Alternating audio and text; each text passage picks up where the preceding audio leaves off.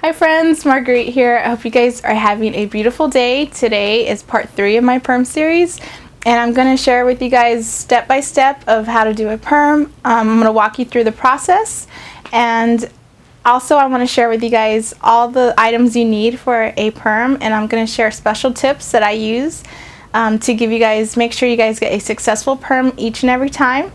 And so I hope you guys enjoy this video, and I hope it's very helpful for you guys, so please stay tuned for that. I just wanted to go over a couple things before we get started. I wanted to let you guys know that make sure that you properly shampoo and condition your hair before you get started to make sure that there's no residue in your hair. You want a clean slate for this perm. You want to make sure that you have a clean old shirt and pants so that you don't have to worry about your good clothes getting ruined in case the perm solution should fall on any part of your clothing. I want to let you guys know about rod size. There's different colors, but you just go by the thickness of the rod.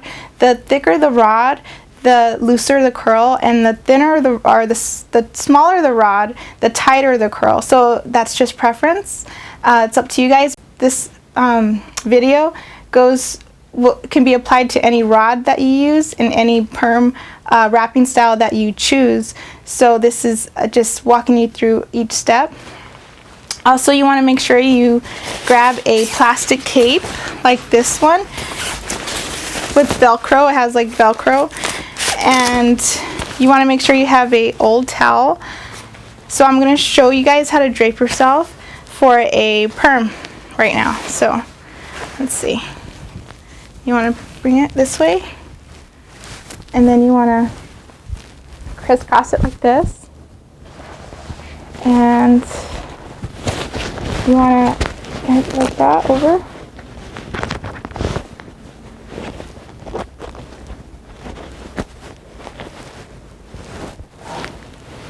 and then you want to make sure that the towel is like overlapping a little bit, and this will definitely make sure that you guys are protected. And get your hair out, work on it, and this will definitely protect you guys from your skin getting soiled with perm solution and your clothes as well. And you guys want to make sure that you use a plastic cape instead of a cloth cape, because if you use a cloth cape, the perm solution get right through that cloth, and you do not want that. Then it's like it's pointless to use a cloth cape. So you want to make sure you use a plastic cape. So okay, I'll show you guys the rest of the perm process right now. Okay guys, so I just wrapped this head of hair in a normal fashion regular perm style perm. I use the purple rods. These are personally my favorite because they come out really cute curls. That's just my preference. So the first thing you want to do, the first step after you wrap it and doing a perm, is you want to use cotton strips. You can get these items at any Sally Beauty Supply, and you just want to go around the hairline to protect the skin from before you add the perm solution. You want to just go around the hairline, and you could tuck it under to make sure it's secure, like that, and you go behind the ear,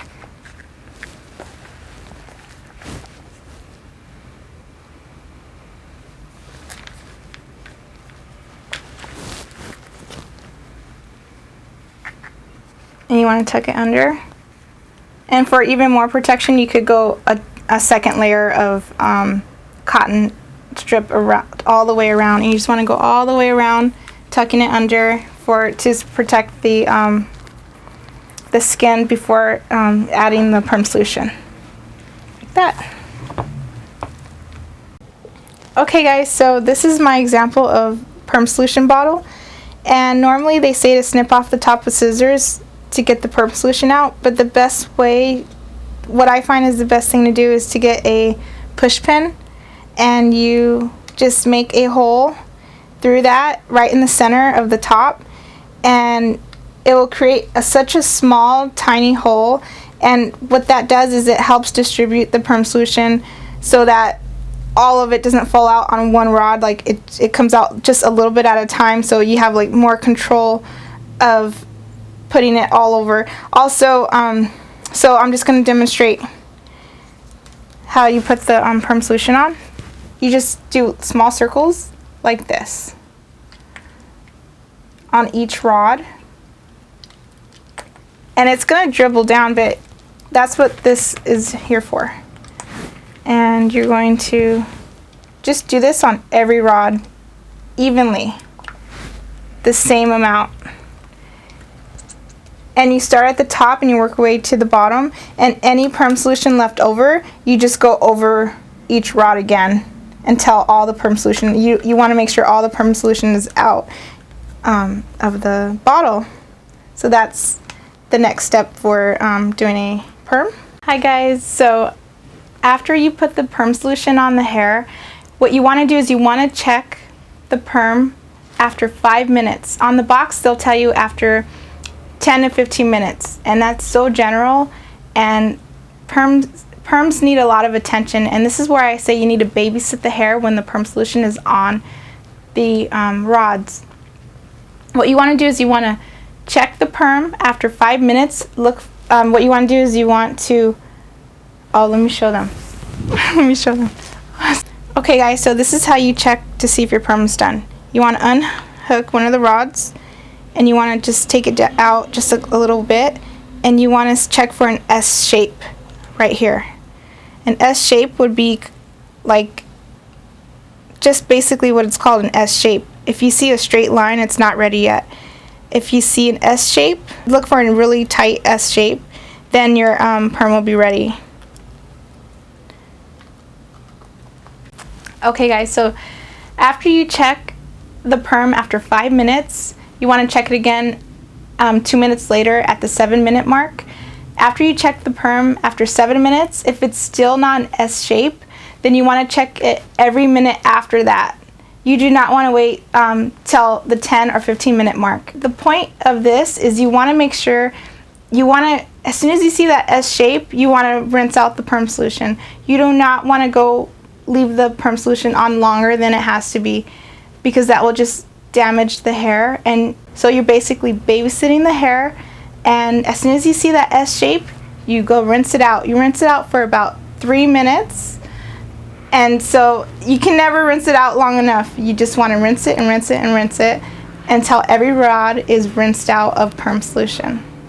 Then what you want to do is, after all the perm solution's out of the hair, what you want to do is you want to dry your hair with the rods on. Leave the rods on. You want to either go sit in the sun, or you want to, if you don't want nobody to see you outside, then you just get a blow dryer and dry your hair. Go under a dryer if you have one at home, to dry your hair while the rods are still in it. After you have your hair dry, the reason for this is because you're about to put in the neutralizing solution. When you put in the neutralizing solution, what this does is it locks in the perm, locks in the curl to get the desired look that you want. And by putting neutralizing solution on dry rods, you will accomplish a really good locked in perm, and it comes out gorgeous every time. So that's like a big tip that I want to share with you guys. And then apply the neutralizing solution the exact same way that I showed you guys how to apply the perm solution, and I'm going to show you that right now. Before you put on the neutralizing solution, you want to put on a fresh new cotton strip around the hairline, and because I'm sure that the first cotton strip that you used, it gets soiled from the perm solution, and you throw that out before you rinse out the perm solution. Then you apply a new one when you're ready to put on the neutralizing solution. Okay guys, so I'm going to show you, this is my example of the neutralizing solution, and you want to distribute this the same exact way as you would the perm solution. So you want to get a push pin and create that hole in there. That instead of snipping it with scissors, you want to create a hole that way, so that just a little bit comes out at a time. Then what you want to do is you want to do small little circles like this on the hair for the neutralizing solution, like that. and whatever's left over, you do that all over the hair on every rod, the same amount on every rod. Whatever's left over, you could just go like that on every rod so that you finish the whole bottle of neutralizing solution. You leave on the neutralizing solution for 10 minutes, and then you rinse like for 3 minutes, and then you want to take out the rods and you want to rinse again for a good couple minutes because you want to make sure all that neutralizing solution is out.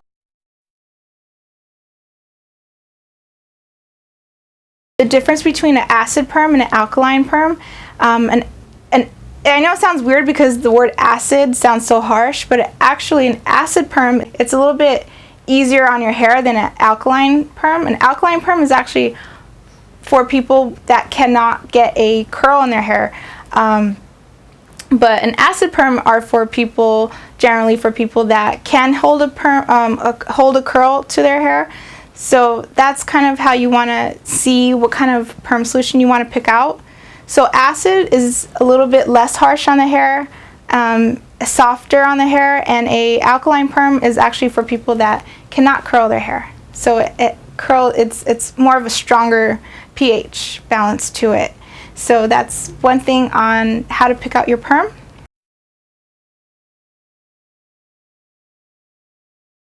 If you want to color your hair, the best time to color your hair is 2 weeks after the perm, no sooner than that. You do not want to color your hair before your perm because if you do that, your color will run and it'll be a waste.